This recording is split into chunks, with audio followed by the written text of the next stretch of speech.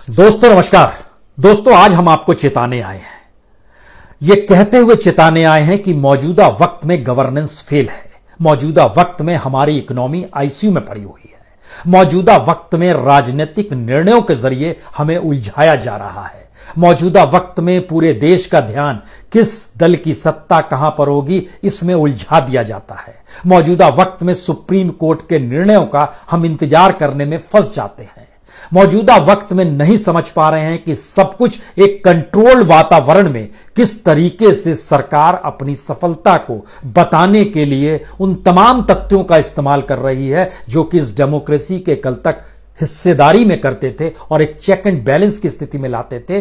तो हमारी research team ने दरअसल जिन फैक्ट्स फिगर को रखा है हमारे सामने, हमें लगता है कि यह काम तो इस देश की मीडिया का होना चाहिए था, लेखकों का होना चाहिए था, कॉलमनिस्टों का होना चाहिए था। उन्हें बताना चाहिए था कि इस देश के भीतर किस तरीके से रोजगार खत्म हो गए, उन्हें बताना चाहिए था सरकार का खजाना खाली है और वह इकोनॉमी में 2 से 2.5 चाल चलकर जिस बिसात पे चल रही है या जो चौसर उसने बिछाई हुई है वो सिर्फ एक खिलवाड़ हो रहा है। और आने वाले वक्त में एक ऐसी स्थिति इस देश के सामने आने वाली है जिसमें कौन संभाल पाएगा, यह बार बार एक सवाल होगा।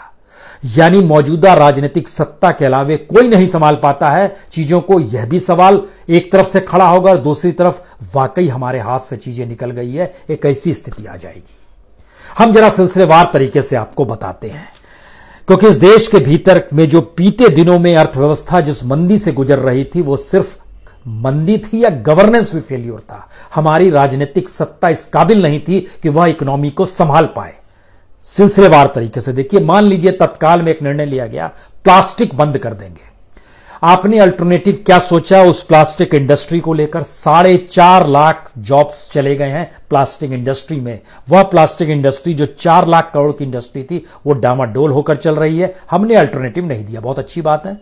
हम प्रदूषण, स्वच्छता, इन सारी चीजों का जिक्र करते हैं, खत्म हो गई। लेकिन आइए, आईटी सेक्टर में 56,000 नौकरियां गई, माइनिंग सेक्टर में 2,64,000 नौकरियां गई, ऑटो सेक्टर में 5 लाख नौकरियां जा चुकी है और 2020 तक का आंकड़ा है कि 10 लाख नौकरियां चली जाएंगी।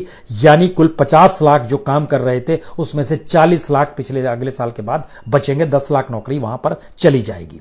बैंकिंग सेक्टर में जो शाखाएं बंद हुई और मर्जर के बाद भी अब जो शाखाएं बंद होंगी, 36,000 नौकरियां जा चुकी है जो निचले स्तर पर काम करते थे, चाहे वो पानी पिलाते हो, चाहे फाइल इधर से उधर करते हो, चाहे मैनेजर के कहने पर दौड़ते हो। 36,000 नौकरियां जा चुकी है। रियल एस्टेट में 3 लाख लोग बेरोजगार हो गए हैं। ऑटो पार्ट सेक्टर जो होता है उसमें तकरीबन 8 से 10 लाख कॉन्ट्रैक्ट वर्कर्स थे, उनके काम जा चुके हैं। बाकी जो ऊपर का हमने पूरा बतलाया वो सभी डायरेक्ट थे, वो कॉन्ट्रैक्ट पे नहीं थे, उन्हें बकायदा वेतन मिलता था।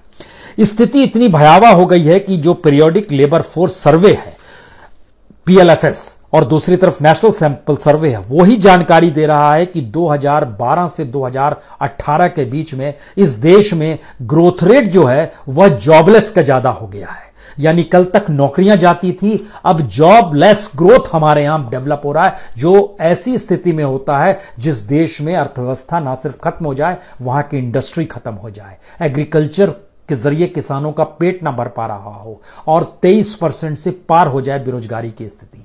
इस स्थिति में देश के आ चुका है। 2004-5 में, पहले यह बेस ईयर माना जाता था, पॉपुलेशन 58% पॉपुलेशन वर्कफोर्स मानी जाती थी।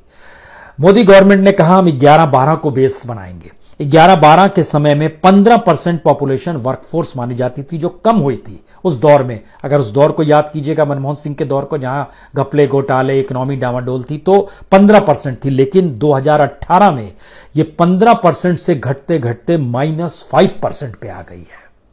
इसके मतलब क्या है? 2012 से 18 तक के बीच में 62 लाख नौकरियां सीधे गई है जिसमें वेतन होता था महीने का, यानी उनको तमाम सुविधाएं मिलती थी। यह ऑर्गेनाइज्ड कहा जाता है, फॉर्मल कहा जाता है, यह इनफॉर्मल सेक्टर नहीं है। और इनफॉर्मल सेक्टर की स्थिति जोड़ दीजिएगा तो लगभग 3.5 करोड़ नौकरियां जा चुकी हैं। रूरल वुमेन्स की स्थिति इस देश में यह है, इन 6 सालों में 2 करोड़ 47 लाख ग्रामीण महिलाओं की नौकरियां चली गई, जो एग्रीकल्चर में काम करती थी, माइनिंग में काम करती थी, मैन्युफैक्चरिंग सेक्टर में काम करती थी और क्वायरलिंग में काम करती थी, यानी जो रेत और बालू जो खनन होता था उससे जुड़ी हुई थी, वो सारी नौकरियां चली गई। बहुत साफ तौर पे नजर आता है कि स्ट्रक्चर और पॉलिसी फेलियर है ये, एग्रीकल्चर के फील्ड में, इंडस्ट्री के फील्ड में, मैन्युफैक्चरिंग के फील्ड में, एजुकेशनल फील्ड में, जो पूरे ग्रामीण इलाके में शिक्षा व्यवस्था दी जाती है मिड डे मील की, और जो स्कूल चलते हैं, वहां भी फेलियर की स्थिति आ गई है। स्थिति यह है कि 2011-12 में 47 करोड़ 25 लाख वर्कफोर्स थी, जो कि सरकार कहते कहते आ गई कि साहब इसमें जो कमी आई है तकरीबन 2 करोड़ की ही कमी आई है। यानी 2 करोड़ नौकरियां सिर्फ कमी आई है, हम बढ़ा नहीं रहे हैं, हम अब इसके ग्रोथ पे आ गए हैं। जॉबलेस ग्रोथ क्या होती है एक, और इस बात का जिक्र सोचिए, जब हम इस बात का जिक्र कर रहे हैं कि ये सरकार क्या वाकई सरकार चलाना जानती है, देश को चलाना जानती है। आपको याद होगा 2013-14 में जिक्र होता था कितने तरीके से अलग अलग योजनाएं इस देश में पेंडिंग पड़ी हुई है। हम आपको कुछ डाटा देते हैं मौजूदा सरकार का। 355 इंफ्रास्ट्रक्चर से जुड़े प्रोजेक्ट इस देश में रुके पड़े हैं और उनकी कुल कीमत जो है वह 3,88,112 करोड़ रुपए बढ़ गई है। जी, देरी हो रही है लगभग 355 इंफ्रास्ट्रक्चर से जुड़े प्रोजेक्ट में, जिसमें 187 प्रोजेक्ट में 1 साल की देरी, 121 प्रोजेक्ट में 2 साल की देरी, 132 प्रोजेक्ट में 3 से 5 साल की देरी और 112 प्रोजेक्ट ऐसे हैं जिसमें 5 साल से ज्यादा की देरी होगी। यानी 2014 में सरकार आने के बाद इसने जो इंफ्रास्ट्रक्चर से जुड़े प्रोजेक्ट्स को बनाया उसमें 30% वक्त का इजाफा हो गया, 30% बढ़ गया है वक्त, और उसके जरिए पैसा जो अब उसमें लगेगा वह भी 21% पैसा बढ़ गया है। इस देश में कुल प्रोजेक्ट्स जो हैं वह 1623 प्रोजेक्ट है। उनकी टोटल कॉस्ट जो है वह 19,33,390 करोड़।